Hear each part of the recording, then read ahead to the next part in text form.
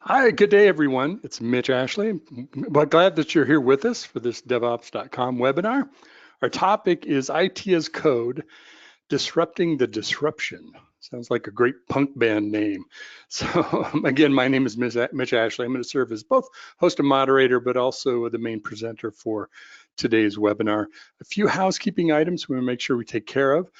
This webinar is being recorded, and we will send an email to all participants with a link to the recording and also to the slides. So sit back, don't worry about notes. You've got the slides. You can get all that information later. Also, we have 3 Amazon gift cards that we're giving away at the end of the webinar. So hang tight, and we'll announce who those 3 people are towards the end of the webinar before we wrap up. And we'll have Q&A time at the end as well. So let's move on to our topic, IT as Code, Disrupting the Disruption. Here we go, get our slide changed, great. So I just want to set a little preamble for this, and I'll introduce myself a little bit more when we get into the conversation here. But a conversation that I hear, questions that often come to me, is this frustration for developers and technical staff of saying, how do we communicate better to the business? How do we talk to the executives? How do we get more funding? What are they concerned about? What's important to the business? And so this is an IT as Code webinar. What we're going to talk about is how what we do as technologists really is and can become even a greater part of the strategy of how they develop their long-term business strategies and execute in the business. So a good thing to be thinking about is we're walking through this as, okay, so this is how the business looks at this. And this is my role in it. What kind of things can I do to better communicate the value that we're creating through software development, product development, IT, operations, all of those kind of things. I'd like to introduce myself. I'm Mitch Ashley. My career has been in software, cloud, DevOps, security, also networking. And I've had the privilege of being both on the vendor product side as well as on the IT side, probably more time on the vendor product side, but certainly a lot, everything from, developer, network engineer, IT director, VP, and CIO, and of course, kind of CTO and different leadership roles on the product side. And my background really has been in SaaS, cloud applications, security in all various forms, from device identity and security of devices to network protection, vulnerability management, network access control, things like that. And of course, doing network security as part of an IT organization. And I don't know what serial entrepreneur means. I saw a cartoon about that here recently, but I kind of consider myself a repeat entrepreneur, having done multiple companies, spin outs, as well as worked for existing IT organizations. And I tend to be an early adopter. I'm just naturally curious, and I kind of feel like if this is the trend, I'd like to know about it and at least have some experience with it before I consider whether it's something I or a team I'm working with should jump into. So I started in cybersecurity in '98. Cloud in the mid 2000s. And I don't know that I was an early adopter of DevOps, but helped our IT organization that I was with at the time begin around 1914. So hopefully a good measure of this I come about honestly.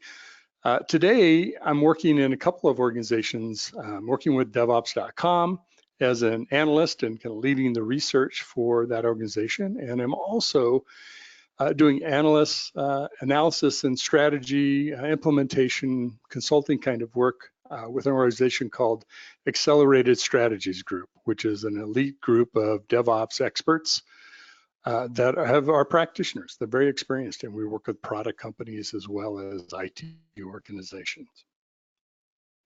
So let's talk about the environment that our companies are operating in. And it doesn't matter if you're a 2-person startup or you're a multi-billion-dollar enterprise organization.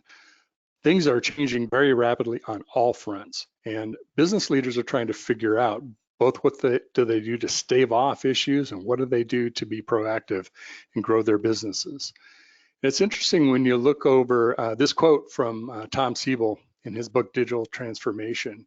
Since 2000, 52% of the Fortune 500 companies have either acquired, merged, declared bankruptcy. So half of the Fortune 500 are no longer there in the form they were in almost 20 years ago. So that's huge when you think about these are large companies. You're not talking about startups that might win, might lose, go away, et cetera. These are companies that have really transformed. You think about some of the acquisitions that have happened in our environment. It's almost a constant. It seems like we're hearing someone getting acquired, and oftentimes big companies getting acquired. Another interesting quote that I found was John Chambers, who was the retired CEO of Cisco. And remember, this is a networking company, saying 40% of the businesses in this room, he was given a talk to an organization, unfortunately will not exist in meaningful ways in 10 years.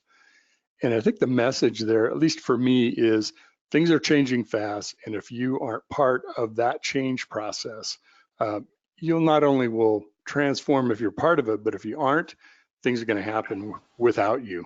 So you need to get on board and think about how technology is going to be an important part of your business strategy. I like to think about it as disrupt or be disrupted.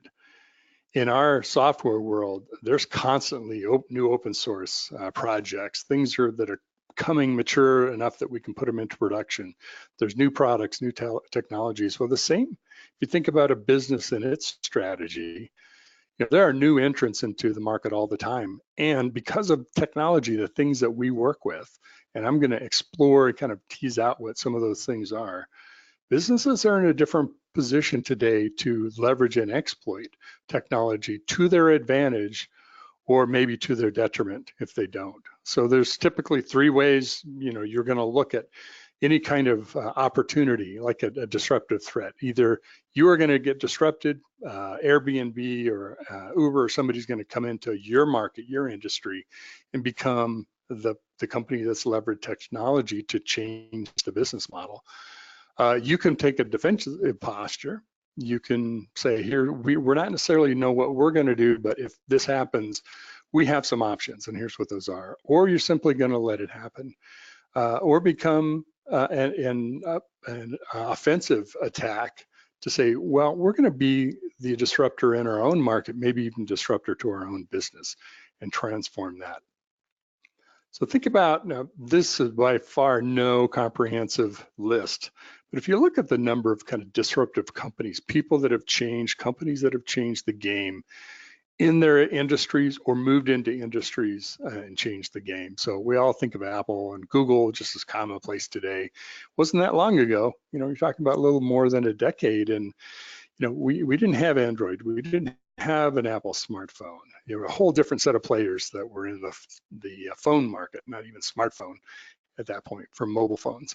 Netflix, of course, a leader in streaming content, started in CDs, et cetera, videos. But now you've got Amazon Prime and Apple and Hulu and all kinds of folks entering competitively into that content market, into the streaming video world.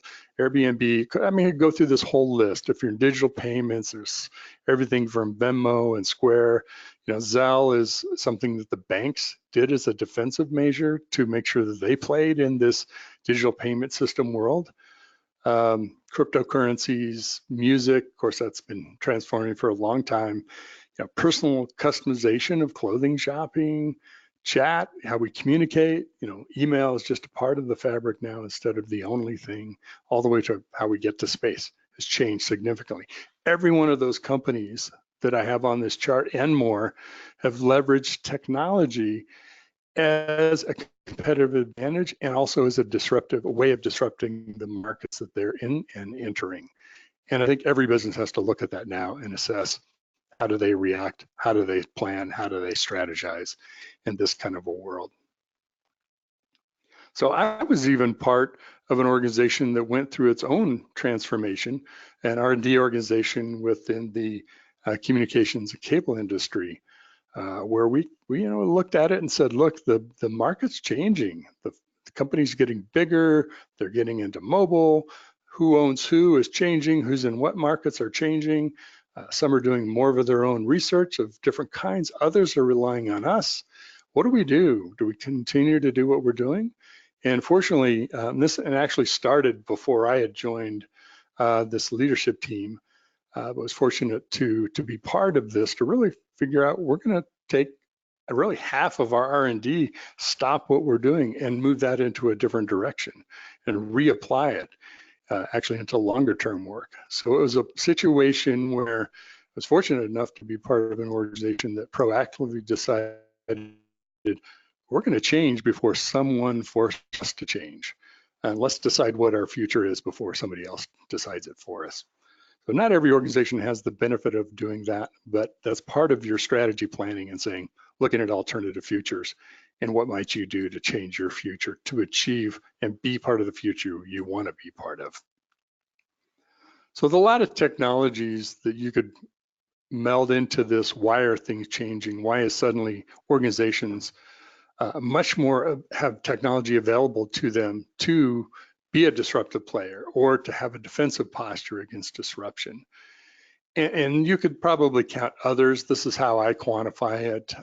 Different CEOs, speakers, et cetera, have different kind of list combinations of these. But there's been some key things that have happened. Certainly the cloud is a big part of it, and essentially having unlimited resources, but of course mobility and networks availability everywhere, whether they're wired or wireless. And we have 1 gig into our homes today, and 5G is now getting rolled out, and it just keeps evolving and changing and increasing.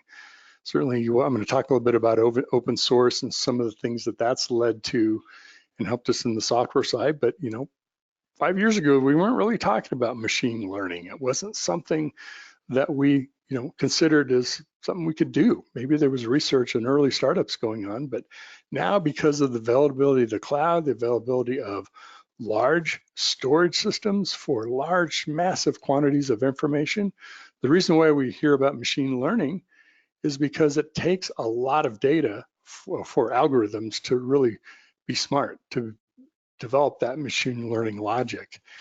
And since we have that data now, of course, on the IoT side, another reason why we do all the sensors that we have, the telemetry that we gather back into telemetry and data from applications in the cloud and our operations, all of those things can lead us to having machine learning capabilities. I mentioned IoT, of course, that means everything is connected. All of that's generating data, that's creating opportunities to build new kinds of applications, new user experiences, how we work. So all of these things, whether you're a business person or you're a technologist, a software engineer, an architect, a hardware engineer, these kind of come into play. You can't really develop a piece of hardware, for example, without thinking about, is this part of a mobile solution? Is it an IoT home solution? What's the cloud piece of this? It probably isn't going to stand alone. It's going to connect to a network, et cetera. So I think about it as what really software has done is democratize technology.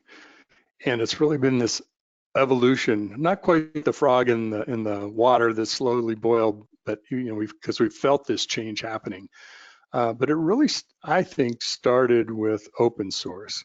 And why I say that is open source changed the software model for all of us. I mean, initially, there was a few projects, some commonly used open source, like Linux and other projects that, people did use, and we used it as free software. Finally came to a place where we thought we could put it into production environments, started to get more development tools, started to get more operational tools, all kinds of software under different open source models.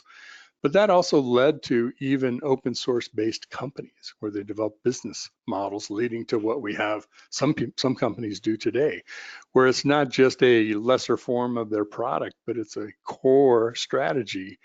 And most of their, if not all their product is available through an open core kind of strategy. And a few companies are embracing open source and we don't want to sell you through an enterprise sales process. We want you to come download our open source, and your experience there will lead you hopefully into some commercial aspects of our business, whether it's additional software, additional capabilities, services, whatever that might be. Of course, virtualization on the path here is a key part of this, which changed the game. So we unplugged ourselves from hardware and really started the containerizing of full operating systems, if you all kind of think of it that way, leading to where we think about containers and software today. And of course, there were open source options, including KVM built into Linux. So it wasn't just commercial offerings, though, of course, nearly every data center in every company is running some form of virtualization software, VMware, or some other option, a Hyper-V, et cetera. And then with the invention of cloud, and why cloud I think is important is not just because it's putting your stuff in other people's data centers. I mean, I see not as much anymore, kind of the memes or the stickers around of the cloud is just somebody else's computer. Well, it is, but it isn't. To me, what's interesting about the cloud is a couple of things. One is it changed the game in terms of availability. You don't have to go to IT. Anybody with a credit card could sign on to Amazon or Azure, some cloud platform, and get whatever they offer. Now, there are times they'll have to go to IT for SSO and to get data and maybe other things. They certainly can get a long ways down the road because of the availability of that technology, which is no longer kind of controlled by the gates of IT. I think another huge reason is you think about the near infinite, and it's not truly infinite, but it almost seems like it, near infinite resources that are available. I remember when I went to, it was the first AWS reInvent, and heard one of the Amazon AWS speakers talking about how they do upgrades. And we always did upgrades of bring everything down, upgrade the computers, put the banner page on, say we're doing maintenance, and then bring it back up, or some variation of that, where you're upgrading a series of computers kind of in sequence. And really, when you have the cloud, you can think about it totally different. Spin up an equal number of systems, upgrade those, or spin them up now, not actually upgraded, but running the new software, the new configuration. Use your load balancers to start to gradually point traffic over to those systems with the new version of software. And if things are looking good, successful, meeting your criteria for fully cutting over, then you gradually start to shut down the old version and move things over. So you've got 2x the number of systems that you could have never done in your own data center. So that's the kind of thinking that cloud changes, just one example of that. To me, the next big thing is DevOps, and actually consider DevOps more important than any single technology. All these technologies are important, but what's important to me about DevOps is it's not a technology, it's how we do what we do. It's bringing in disciplines from other areas. And of course, Agile kind of led us up to this point, but DevOps in and of itself is done a lot to break down barriers within the organizations. Now teams are suddenly working in a collaborative fashion. I know in the beginning of DevOps, we said, hey, we're not going to need operations people. Well, we still do.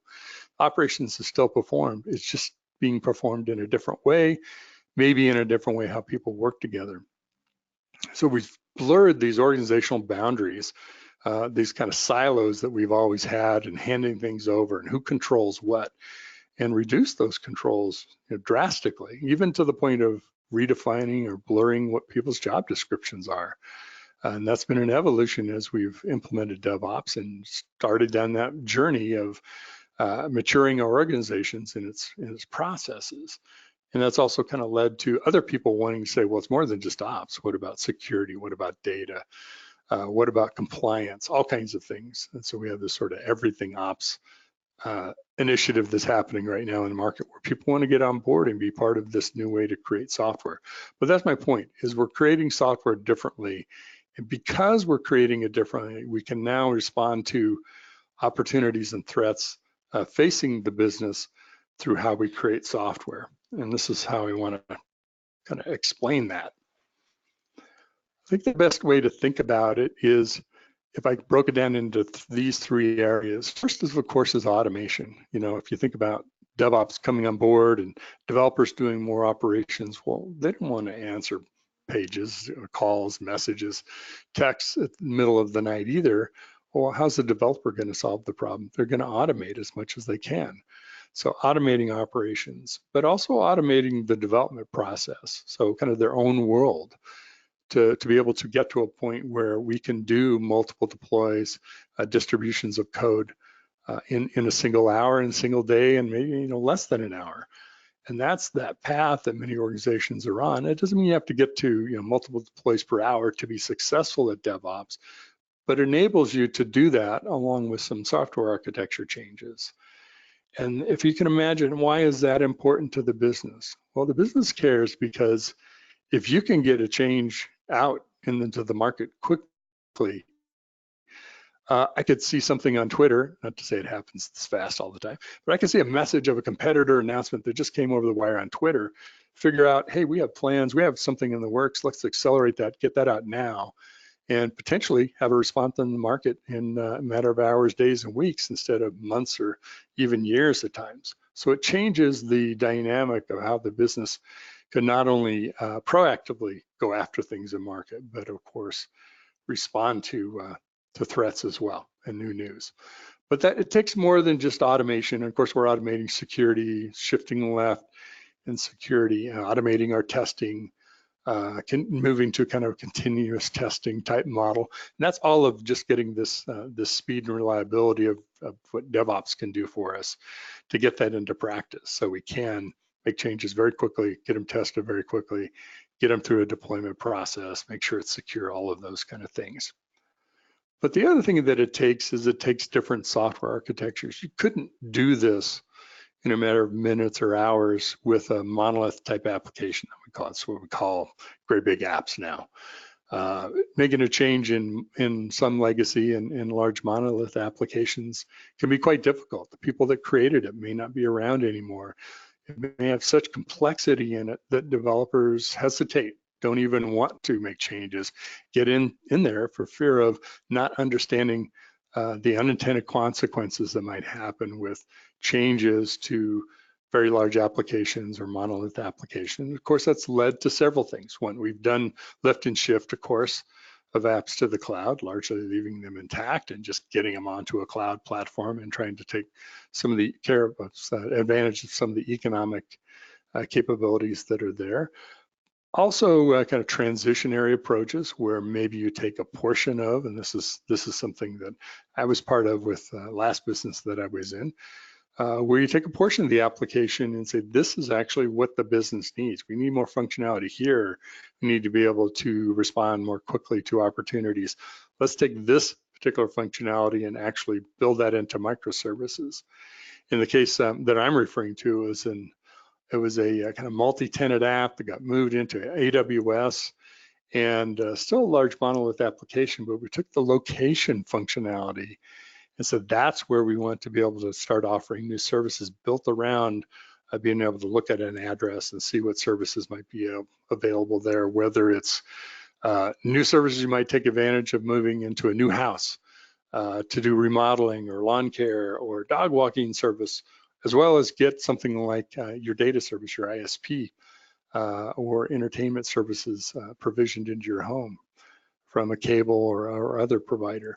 So that was a situation where we took just a part of the application, started to use some of these new, what I call contemporary software architectures, containers and microservices.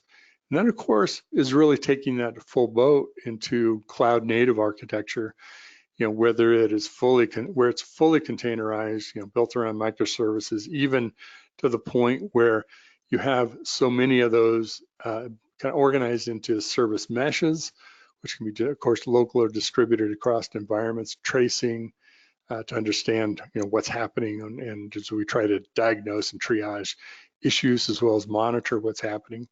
Serverless applications, they're more event-driven.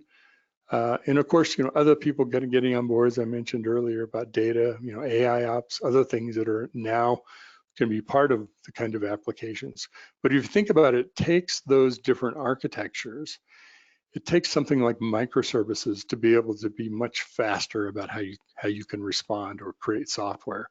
If you have a bug in a production application, it may be a microservice or a few microservices that really are the core of where the issue is that need to be changed. The kind of the pipeline to process that change, get it through testing, do distribution can happen very quickly because you're not having to recreate an environment for the entire application. You're really taking that thread and that's the change.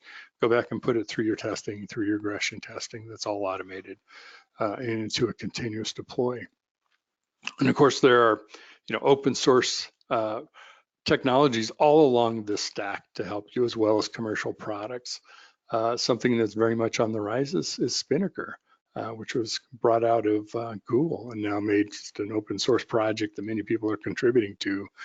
There's a great conference that happened in San Diego just about a month ago in November about people who've made some significant strides in their ability to deploy software very rapidly in an automated fashion, not just through scripts they wrote, but through an organized software architecture for deploying software into complex environments. So, I mean, this is companies like Pinterest and Salesforce and others that are leveraging that kind of open source.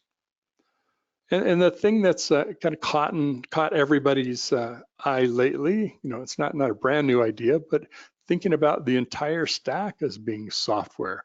So the infrastructure, the lower parts of the software stack being code as well that can be driven and provisioned more dynamically through code itself. Of course, Terraform's one of the most popular right now from HashiCorp that a lot of folks are very excited about and beginning to use quite productively. And there's another example of a company who's embraced this open core, open source model to offer open source software and then commercial capabilities and services on top of that. So now the entire stack, if you will, can be defined in a declarative fashion. Can be controlled through code. You know, you need to set up a test, production, development, multiple scenarios of different environments.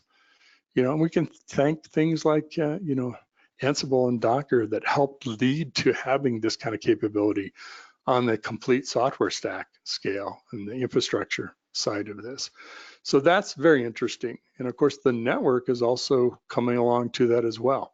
We've seen the entire network stack start to become software, less reliant on hardware, you know, NFV, and that's happening as well. I mean, Cisco even has their own sites for network engineers to learn how to write code, learn how to use Python to automate things in their network configurations, deployment responses to incidents, things like that, and start to open up the network APIs to application developers as well.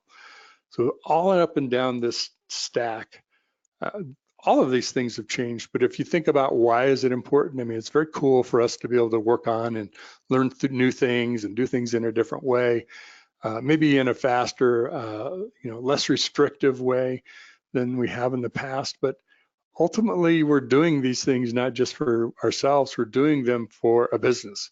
And that business cares because IT now can respond more quickly, deliver value much more quickly, make an impact on customers more quickly, and respond to the competition more quickly in a way that's reliable. But it's not just reliable of getting it out the door. So I'm going to touch on, and I have a number of slides on these, I'm not going to go into the ton of detail. If you think about this digital transformation, that's very popular. People are talking about digital transformation. What does that mean? Well, some folks say, well, it's just another marketing term, and that usually happens with anything that's popular. Everybody gloms onto it and says they're part of digital transformation. But usually there's two definitions. One is digitizing or making all of the business processes, customer interactions, a digital one, a digital experience. And that to me is a less strategic view, or while it may be strategically important and valuable to the business, it's really about just, you know, making everything electronic and how we interact and do what we do and automate tasks and things like that. But it's a natural evolution. The thing that's more valuable, I think, than that in thinking about digital transformation is consider a way for the business to be able to enter new markets, respond to competition, and change the business model. You went all the way back to that slide where we talked about those companies that leverage technology. Airbnb, the suddenly in the, I'd like to, you know, get a room like a hotel, but I don't own any property. That's a change, but that's only enabled because of the mobile app, because of the cloud that connects all that together, because of the data that they get from people registering and becoming participants in that ecosystem of homes that are available through Airbnb. That's the kind of business model change that we're talking about. So to go on this journey, there's several things that kind of have to happen. And I think I need to, one of these slides, it may be partly this, like all knowledge, it's all shared, it's learned from others.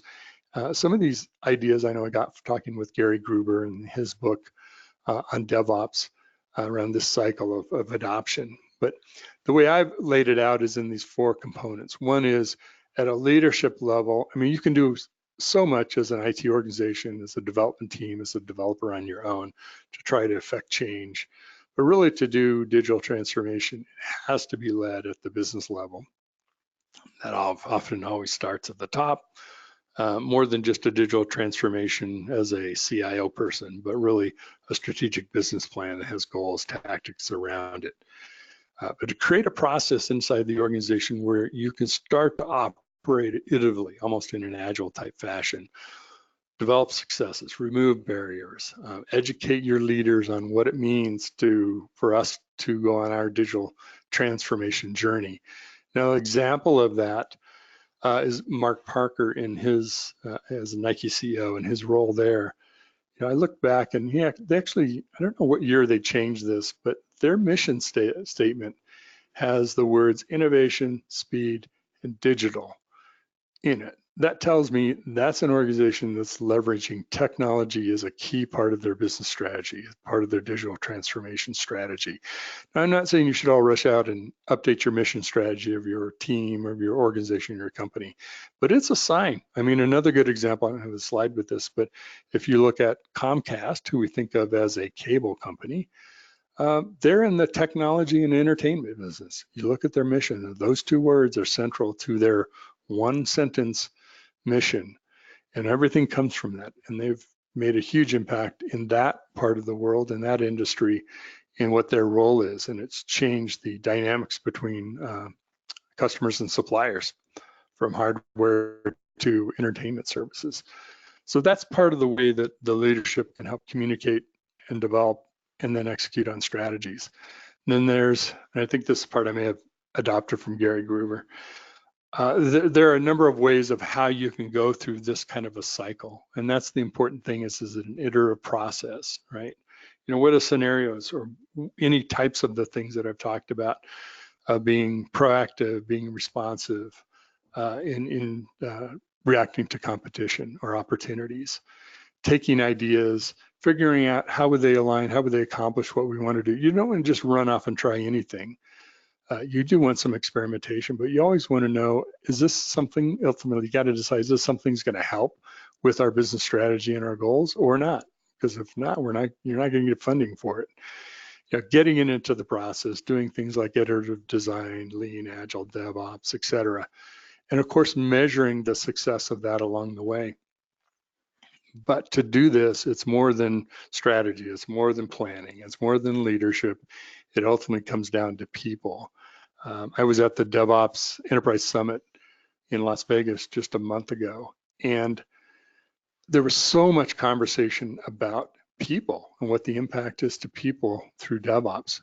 Folks trying to understand what's my role in this and going to things like DevOps dojos and learning as a team how they're going to operate differently, more collaboratively, break down some of those job description barriers, things that we've controlled forever that now might get automated. So your role might be a little bit different in that. But understanding that any transformation is going to involve people, and we as leaders, whether you're a software leader on a team, a software development leader on a team, or you're in charge of an IT organization, business leader, whatever it is, we have to bring the organization along with us. Otherwise, it's going to be just an isolated project for a team of people that figured it out and got it working well, but we can't translate that into impacting the rest of the organization. Next, just think about pivots and inflection points. The business wants to make a big impact, especially if you're a large enterprise. You're looking for tens, hundreds of millions of dollars in revenue, billions of dollars in revenue, not a few million. So a large organization is going to have some real criteria to say, okay, how far do we have to go to figure out this is something strategic, this is something that can help us continue our growth and in the markets or new markets that we want to enter, and then how do we affect that? And how do we measure the effect that's having? So looking for things like innovation pipelines that have a 10x impact instead of a doubling effect, or new operating business models we might be able to automate and change how we fundamentally execute our business. Last is having key KPIs, measurements. Of course, revenue is going to be important versus people's project looking good to management. There's got to be ultimately some tangible benefits that you can tie to real metrics, customer acquisition, whatever it may be, market share gain, all kinds of things. And really think about how that effort that you're putting into new innovation projects is affecting that or not, and deciding what things you're not going to do, the things that you're going to go after. Now, it doesn't mean everybody's working on disruption all the time. It may be 10% of their time that they're working on this disruptive idea until they have enough, validity to it to really scale and execute it. And then looking for, those 10x hits that I talked about in the third step, pivots and inflection points. They're not all going to be 10x. Just a few may. I mean, you'd be lucky to have one. So go find that. And then look for the second and go after them that way. Now, what can we do as technologists, as developers, architects, DBAs, operations staff, whatever it might be? One of the things, if I have a complaint about IT organizations, both being in them and being customers of them, is that IT often becomes the center of the universe for the IT organization. Now, that's true of all of us. If we're working marketing, the world's sort of looked at through the marketing lens. But I think it's easy because our jobs are complex. It's IT is not easy to do, and involves a lot of things: legacy applications, new technologies, more demands than we can fill, all kinds of things, new technology, et cetera. It's an overwhelming at times, and it's easy for us to focus on our world and create metrics and goals and outcomes that we think are valuable, that the business looks on and says, that just looks like spending money to me. I don't see what the value is. Why you want that additional funds? I mean, it seems like all we do is give you money for hardware. Now we just give you money for cloud services and different software for do the same things we did before. They don't understand what, the world of IT and all the technologies that we work with. So the best way I found to kind of execute change and get yourself aligned with other people, with the organization, is go out and look at it from their perspective. And this sounds super simple, but guess what? We rarely do this. So I encourage you to do this. Go to who your customers are, not in IT, outside of IT, outside of the product group, whether it's a product manager, whether it's marketing and sales, whether it's a digital transformation executive, whoever that is, all the way up to the CEO, and ask them, what are your 3 goals? What are the 3 things that you got to get done this year? If you don't get those done, you're probably not going to be in this job next year. This is so important for you to accomplish. And I say you, it's you and the organization you're responsible for, or cross-functionally across the organization. What are those? It's a real simple icebreaker, and it's it's obviously going to be a more complex answer than that, but that's what starts the conversation.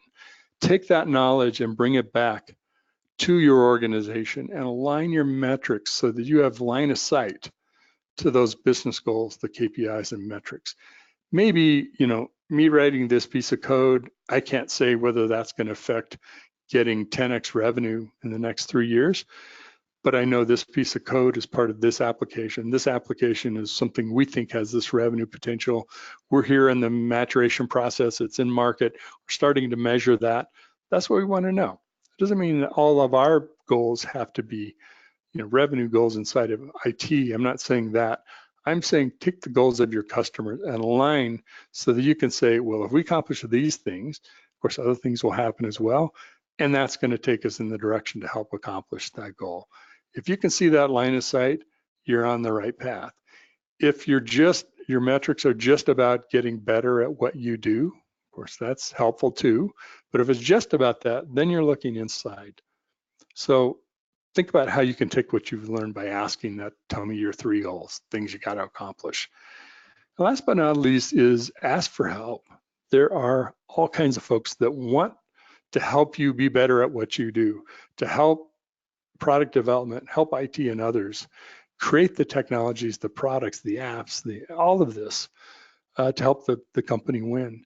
So if you're trying to figure out how to do an ROI calculation for something that's pretty complicated, go to finance, go to the CFO, go to whoever you work with budgeting and say, help me create this model. I mean, I can give a go, I could go download a template, but I bet if you sat down with me, we could do this a lot faster, and I could take that and present it to business people. Next is think about how you align and unite around DevOps. And I say that of thinking about, one of the three ways of DevOps is thinking systemically. It's not just about adopting DevOps in your own team or 25 teams around the organization adopting DevOps, but they're all doing it their own inefficient way individually. Like a core tenet of DevOps is learning and sharing with each other. Doesn't mean you have to standardize every tool across every team with every person, but certainly if we're going to stand up a new development, it should be nice if we could just hit a button, run some code. We got a development environment, so it got all the same tools that we used on the last iteration of this or the last team that took this on. I talked about the focus on business metrics and the impact that we have. And ultimately, what we're trying to do is demonstrate to the business not only what we accomplished, but how we accomplished it. Because of the speed increase, because of the impact that we can have, the change that this has affected in the market, we can now be disruptive. So the biggest disruptor really, I think, is about how we create software. That's why I say DevOps is so important. All of it's important, but I put DevOps at the top of the list, and whatever the next iteration, that it becomes somewhere down the road. Because what this affects is how the business can act and respond quickly, take greater risks. And because the reason why they'll be willing to take greater risks is because the changes can be smaller as well as big, but they can also recover quickly. If we try something in part of our market, it's just 10% of our customer base is now using this new capability, and we're measuring the efficacy of it. If it doesn't work, it's a big issue. We can pull it back very quickly. We didn't do an all or nothing strategy to roll that out. So that incremental action is going to help change the learned behavior of how business thinks about IT, rather than as a cost center or something that slows us down, or the people who say no, or whatever negative thing they may think about IT. They see us aligned with what the business is trying to execute. That's going to have a huge impact on how the business thinks they can leverage the organization and the technology capability. So I'm wrapping up here, getting to the end of my talk. I just want to say a little bit more. I mentioned that I'm with the Accelerated Strategies Group. The way we're taking on sort of this analysis industry, the typical fun and fashion of rating and rankings and quadrants and waves and all that kind of stuff, market sizing, et cetera, which is useful and valuable. But there's also another part to this that we can take. So we formed an elite group of DevOps expert practitioners, focusing on both IT organization and vendors, do a lot of work with vendors, doing analysis and strategy, advisory services, consulting, implementation, but really doing the analysis from folks that have done it hands-on, are expert in it because they've done it multiple times. And so with this elite team, kind of think of it as we are to analysis what open source is to software. What that means is we want the information that we create to be freely available to everybody, not reports you have to buy on a website. So there are revenue streams that we can get to help create this content. And that's the approach that we're taking. So as we align with vendor companies, for example, to do surveys, we're working on one right now is about how developers buy software and how that's significantly different than the enterprise sales cycle for software. That's transforming our industry right now. Developers are having that impact. So that's just an example, and we'll be doing some things in Bagstream and other areas. So if you'd like to reach out to me, I'd love to hear from folks. Happy to answer other questions beyond what we might talk about on the webinar today. You can reach me at Mitchell at ACCELST, acceleratedstrategies.com. Of course, also with my work with DevOps.com, LinkedIn address, and my Twitter, if you'd like to follow there. So I appreciate you spending the time today to be a part of this webinar. and we'll get to some questions. So in doing that, I'm going to introduce to you kind of my partner we're adding here. Chase, if you want to turn on your webcam, if you haven't already. Chase Doling, who's Director of Strategic Alliances with JumpCloud. And JumpCloud is an organization that's been a partner in helping form IT as Code. That organization. Chase, you there? I am, yeah, and thank you so much for having me. Oh yeah, absolutely. Honored to have you join the webinar. So do we have some questions we can kind of kick off here? And please enter your questions into the questions box on GoToWebinar, and we will get to as many of those as we have time for. We have about 15 minutes left.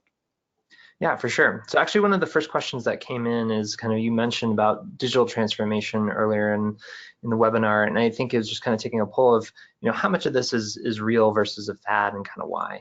So I'm not sure if you want to take a first shot there. Yeah, a great question. So as you can probably tell from my hair color, I've been around for a little while, over 3 decades in technology. And I kind of noticed that we seem to go to this 2 to 3 year wave where something becomes popular. Big data, whatever you can think of any term that's happened over the last 10 to 20 years.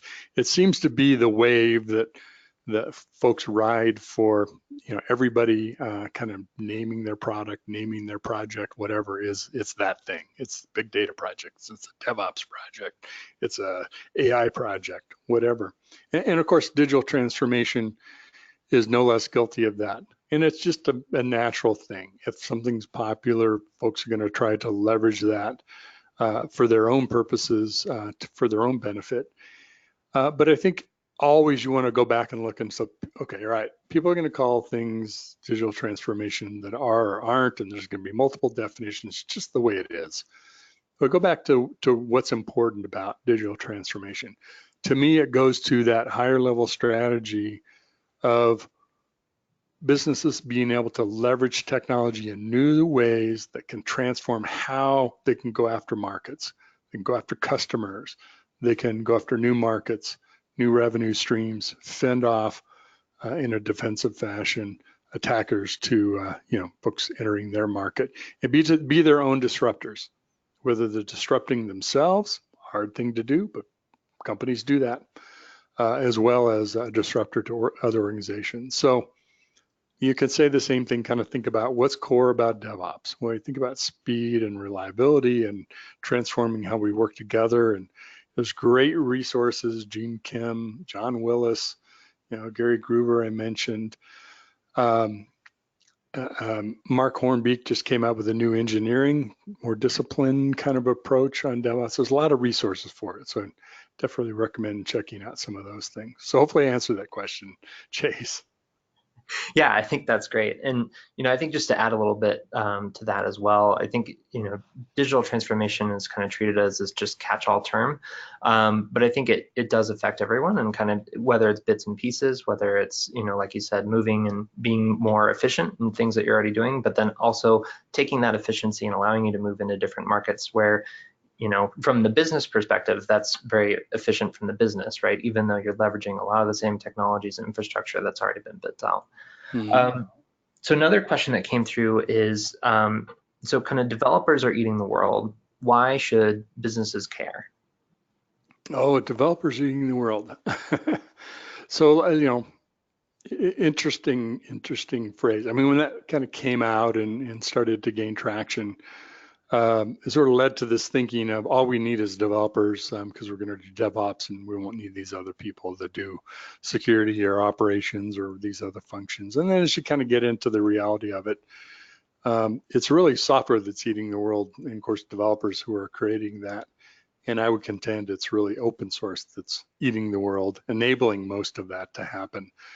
So think about if you're in that mindset of the software people that are the elite, who are the ones that are really kind of only leading the way, and the rest aren't. What's the saying is, if you want to go somewhere quickly, go alone. If you want to get there, if you want to go far, go as a team, bring people with you.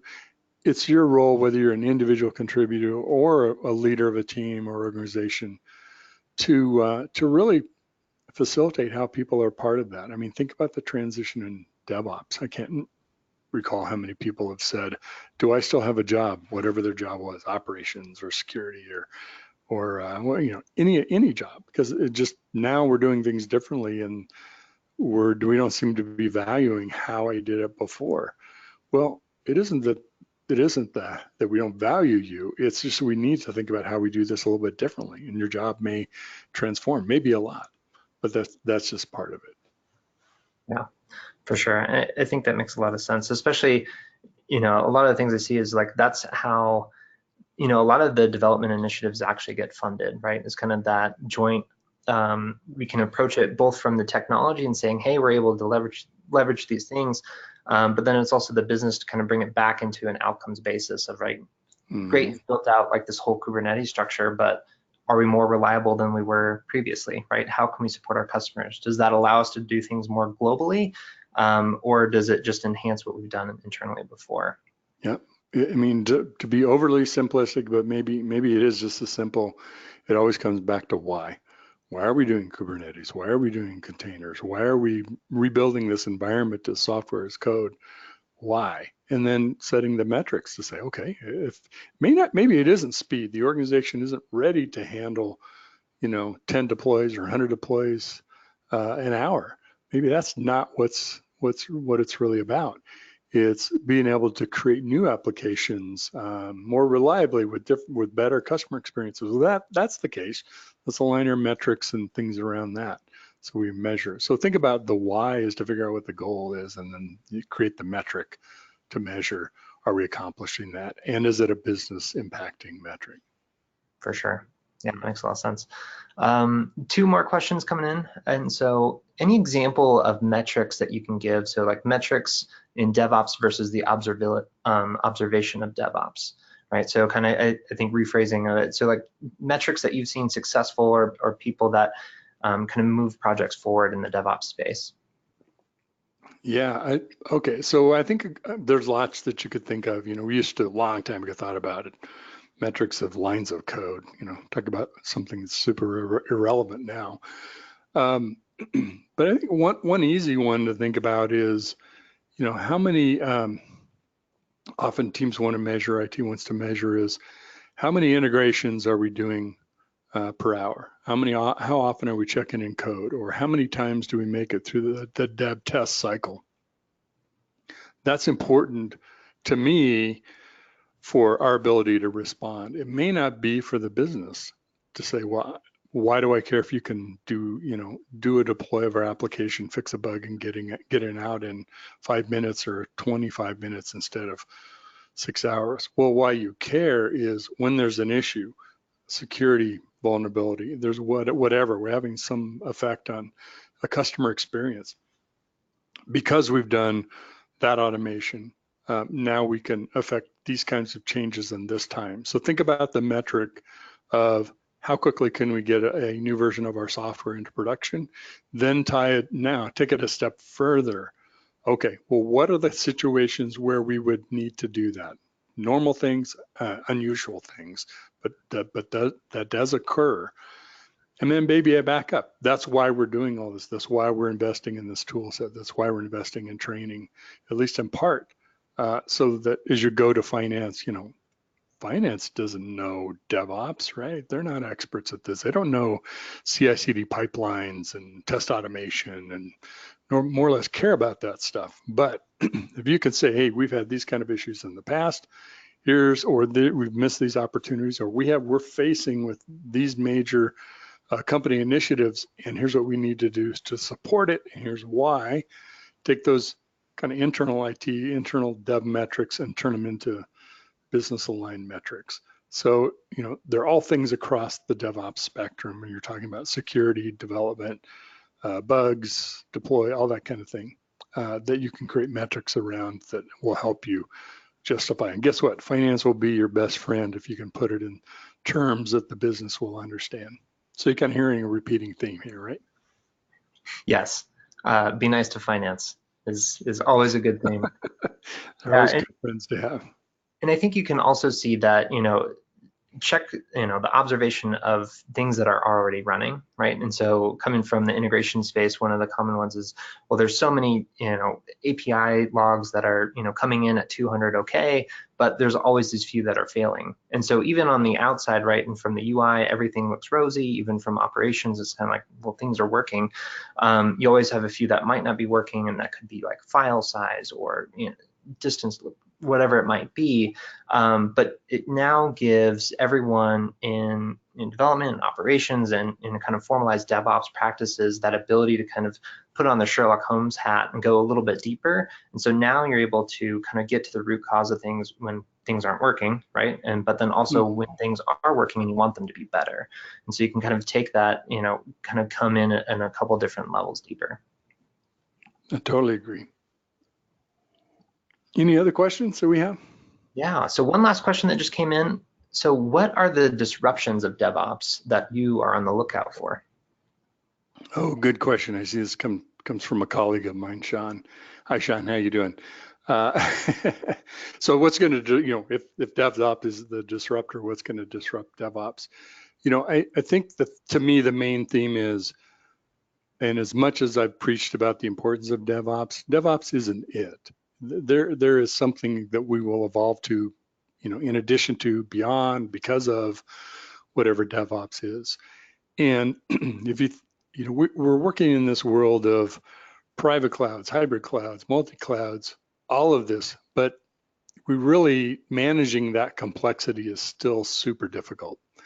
And I think what I kind of see as different patterns happening is companies are looking for ways to survive and how they're going to make it through this evolution of everything being code. A great example is VMware. And they've been very aggressive in a proactive strategy around buying or bringing all of Pivotal internal, investing in the ability to monitor products, moving out of just, think of it as moving out of just a virtualization stack that the data center infrastructure folks is important to them, but getting into the application code side, with their own Kubernetes stack, et cetera. So the evolutions I think that we're seeing right now, or the disruptions, is traditional companies that have played a role in this, but everybody wants to figure out how they become more relevant and important and valuable to the ultimate mission, which is getting this capability into customers' hands. We're generating revenue for the organization. So I think that is in itself is going to hugely disrupt and is already creating, who's going to win and lose, and is somebody like a NetApp that has their own Kubernetes stack versus a VMware. Who's going to win? Who knows? I don't know those answers, but I think that's part of the next phase of this whole DevOps and software as code transition that we're in. So we could probably do a whole webinar just on that question. Thanks a lot, Sean. Yeah, that sounds great. Some good topics for time. So I think we're actually reaching kind of the top of the hour. I wanted to thank everyone so much for dialing in, giving us some questions. And Mitch, thank you so much for your time this afternoon. And I look forward to seeing you next time. Yeah, we have some Amazon gift card winners. We want to make sure we get those too. So our winners are Julie F., Lewis L., and Aman K. So the DevOps.com folks will get those gift cards to you. Just a reminder, with the recording and the slides will be available to everyone. We'll send an email to all participants with links of how to download both.